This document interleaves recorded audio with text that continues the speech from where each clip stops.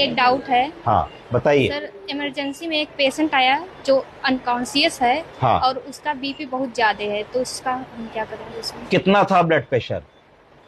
200 100। 200 200 बटे बटे 100। 100। अच्छा, आपका सवाल है इमरजेंसी में मरीज का बीपी नापा, 200 के ऊपर था, नीचे का 100 के 100। ऊपर था और मरीज बेहोश था, गफलत में था, अनकॉन्शियस था। यस तो सर। क्या करेंगे बीपी कम करने के लिए? तो इनका मतलब है कि सर हम ब्लड प्रेशर की गोली तो खिला नहीं पाएंगे, तो इस स्थिति में मरीज को हम कैसे डील करेंगे? यस तो सर। सबसे पहले अगर किसी का भी बीपी बहुत हाई आ रहा है तो हिस्ट्री लेने की कोशिश करेंगे, क्या वो ब्लड प्रेशर का मरीज है, क्या उसने अपनी ब्लड प्रेशर की दवा मिस की है।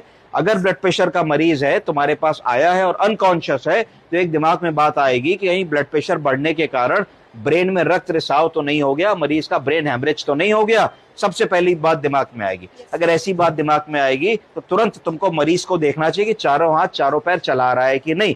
कैसे देखोगे? या तो उंगली दबा के सेंट्रल पेन दोगे, या छाती पे पेरिफेरल पेन दोगे, या छाती पे सेंट्रल पेन दोगे। तो जैसे ही तुम सेंट्रल पेन दोगे तो तुम देखोगे मरीज चारों हाथ पैर अपना चलाने की कोशिश कर रहा है। तो तुम अगर चारों हाथ पैर चल रहे हैं मतलब ब्रेन में ब्लड क्लॉटिंग होने की संभावना कम है। और अगर एक तरफ का अंग पैरालाइज्ड है तो इसका मतलब है कि हाँ गड़बड़ हो चुकी है, सीटी स्कैन करा के देखना पड़ेगा। अब रही बात कि बीपी को कैसे कंट्रोल करेंगे और तुरंत कैसे कंट्रोल करेंगे। एक तो विकल्प होगा हम नाक की नली डालेंगे और नाक की नली डाल करके अपनी ब्लड प्रेशर कम करने की दवा देंगे, पर इस सब में समय ज्यादा लग जाएगा। अगर हमको तुरंत बीपी कम करना है तो हमारे पास कुछ ऐसी ड्रग्स आती है जो ब्लड प्रेशर के इंजेक्शन होते हैं। एक इंजेक्शन कॉमनली जो यूज होता है, गायनी में भी यूज होता है, उसका नाम है लेबिटलॉल। क्या है? लेबिटलॉल। उसका प्रयोग करेंगे।